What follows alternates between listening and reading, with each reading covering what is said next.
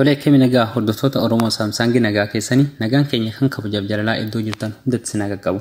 Egaa hordoftoota keenya har'a wajjin ilaallu waa'ee automatic update Play Store ti. Haala kamiin akka Play Store keessan aappiiwwan bilbila keessan irra jiran update godhuu fi yoo hin barbaanne immoo haala kamiin haga eeyyama keessaniin isin update gootanii akkaataa itti tursiisuu dandeettan ka wajjin ilaallu ta'a jechuudha. Akkuma beekamu osoo gara barnootichaatiin darbine YouTube channel keenya faaraa kan taatan subscribe akka gootan warroonni maamila keenya turtan immoo like share akka gootan gabanumaan isin beeksina yaada qabdaniifis comment jalatti nuuf barreessaa isiniin jenna. Yeroo gara barnooticha keenyatti darbinu yeroo takka Play Store keenya irra galla.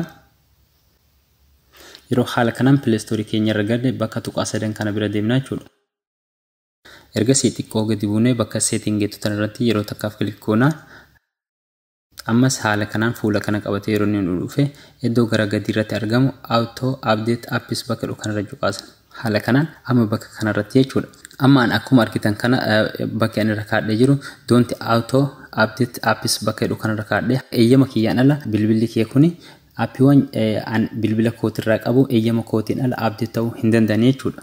Inni gara gidduu kanarratti ammoo over wifi onlyidha. Wifi qofaan ofii isaatii bakka kanarratti wifi yeroo isin fayyadamtan update ta'a jechuudha. Inni gara olii immoo over any networkidhaan isin mobile data ta'u wifi haa ta'u yeroo kanarratti connection internet yeroo argatu ofii isaatiin of hojjechiisa jechuudha. Update of godha. Yoo akka update inni of hin goone barbaadan immoo iddoo gara gadaanoo kanarratti dan haala kanaan gootu jechuudha. Yeroo amma dan haala kanaan goone ofirraa hiinee jirra jechuudha. Baay'een keessan yeroo Play Store keessan aappiiwwan bilbila keessan irra jiru yeroo inni itti update godhu akka waan eeyyama keessaniin ala bilbilli keessan aappii biraa isin eeyyamin gabuusaa jiru isin fakkaata. Kun haala kanaan hubatamuu qabu. Aappiiwwan kamiyyuu yeroo yerootti update ta'uu barbaadu akkasuma kaampaaniin isaanis akka update ta'uun godhaa jechuudha. Kanaafiyyuu isin yeroo yerootti bilbila keessan update aappiiwwan bilbila keessan qabdan update godhachuun isinirraa eegama. Warri wifi akka update inni isiniif ta'uu barbaadan iddoo gara gidduu kanarratti wifi kanarratti deebistu yoo hin barbaanne immoo haala kanaan ofirraa hiitu jechuudha. Yeroo takka abbaa keettanii baatu fakkeenyaaf aappiiwwan keenya iddoo inni itti update ta'aa akka jiru itti beekuu dandeenyu isin agarsiisa. Yeroo tokkoof tuqaasan sadan sirrii eega juqaastanii gara olaanoo kanarratti my apps and games jedha bakka kanarra juqaastu.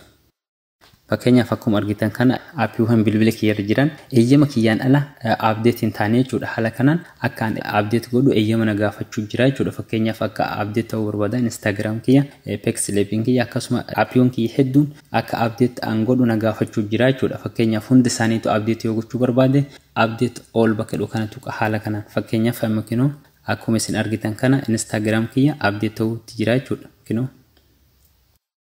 haala isin argitan kanaan of haaromsuu qabeera jechuudha. Update jechuun haaromsuu jechuudha. Of haaromsa aappiiwwan kamiyyuu yeroo yerootti akka isin update gootan isin gaafata jechuudha. Maaliif akka qulqullina tajaajila qulqullina qabu kennuuf aappiin kamiyyuu social media kamiyyuu update ta'uu barbaada akka update godhatanis isin beeksisna jechuudha.